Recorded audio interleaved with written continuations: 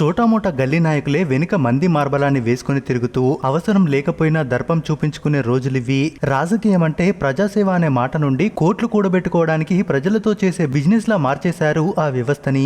ఎందుకంటే నీతి నిజాయితీగా ఎలాంటి గొప్పలకు పోకుండా స్వలాభం ఆశించకుండా నిస్వార్థంగా ప్రజలకు సేవ చేసే నాయకులు ఈ రోజుల్లో అస్సలు కనిపించరు. ఇక కనిపించరేమో అనుకున్న సమయంలో ఓ లీడర్ అడుగుపెట్టారు.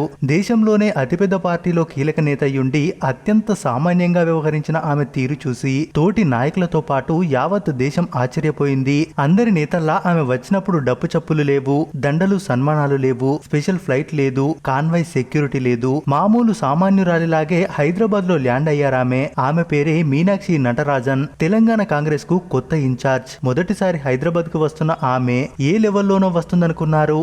కానీ మామూలు వ్యక్తిలాగే కాచిగూడ స్టేషన్ లో దిగారు. తన బ్యాగును సైతం తానే వీపున వేసుకుని ట్రైన్ లో రావడం చూసి అందరూ సర్ప్రైజ్ అయ్యారు. అక్కడికొచ్చిన కొద్దిమంది పార్టీ నేతలు శాలువాలు కప్పబోతే, బొకేలు ఇవ్వబోతే సున్నితంగా తిరస్కరించారు. ఎవరైనా శాలువాలు కప్పిన కూడా వెంటనే తీసేశారు. రాష్ట్ర వ్యవహారాల ఇన్ఛార్జి కదా, విమానంలో కాకుండా రైల్లో రావడం ఏమిటి అంటారా? ఆమె నిరాడంబరతకు నిలువెత్తు నిదర్శనం. సింపుల్ గా పంజాబీ డ్రెస్, హవాయి చెప్పులు, సాదాసీదా కళ్ళజోడు, ఇదే ఆమె ఆహార్యం. ఇక అక్కడ నేతలను పలకరించిన తర్వాత ఆమె ఒక్కరే నేరుగా తన సొంత డబ్బులతో బుక్ చేసుకున్న సోమాజిగూడలోని దిల్కుషా గెస్ట్ హౌస్ కు వెళ్లారు. అక్కడ ఆమెను సీఎం రేవంత్, డిప్యూటీ సీఎం బట్టి, మంత్రులు పొన్నం, కొండా సురేఖ, ఇతర నేతలు మర్యాదపూర్వకంగా కలిశారు. నేతలు బొకేలు ఇచ్చే ప్రయత్నం చేయగా సున్నితంగా వద్దని వారించారు.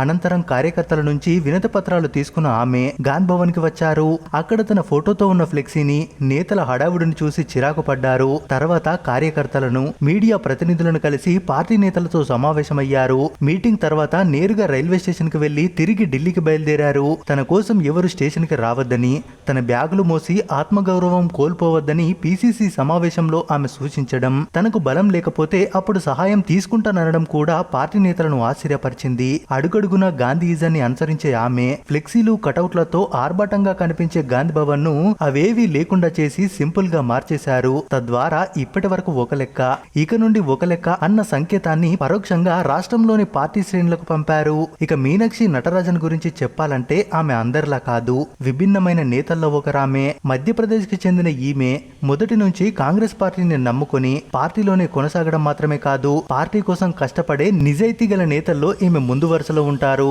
హంగు ఆర్భటాలకు దూరంగా, అవినీతికి మరింత దూరంగా ఉండే మీనాక్షికి ఇప్పుడు తెలంగాణ కాంగ్రెస్ లో విభేదాలను సర్దుబాటు చేయడం మాత్రమే కాదు, మరోసారి అధికారంలోకి వచ్చేలా ఇప్పటి నుండే క్యాడర్ను బలోపేతం చేసేలా అధిష్టానం పెద్ద టాస్క్ ని ఇచ్చింది. అందుకే అన్ని ఆలోచించి ఆ సమర్థత ఉన్న నేత కాబట్టే మీనాక్షి నటరాజన్ ను రంగంలోకి దింపింది అధిష్టానం. 1973 జూలై 23న మధ్యప్రదేశ్ లోని నడ్గాలో జన్మించిన ఆమె విద్యార్థి దశ నుండే కాంగ్రెస్ పార్టీ భావజాలాలకు ఆకర్షితురాలై పార్టీలో చురుగ్గా ఉండేది. 1999 నుండి 2002 మధ్య ఎన్ఎస్యుఐ నేషనల్ ప్రెసిడెంట్ గా పనిచేశారు. ప్రస్తుతం రాజీవ్ గాంధీ పంచాయత్ సంఘటన జాతీయ అధ్యక్షురాలిగా ఉన్నారు. 2009లో మధ్యప్రదేశ్ లోని మందసౌర్ ఎంపీగా ఎన్నికయ్యారు. ఇన్నేళ్ల తన రాజకీయ ప్రస్థానంలో తాను సంపాదించుకుంది ఏమీ లేదు. ఆమె ఆస్తి కేవలం 67 లక్షలు మాత్రమే. అవి కూడా మాజీ ఎంపీగా వచ్చే పెన్షన్ డబ్బులే.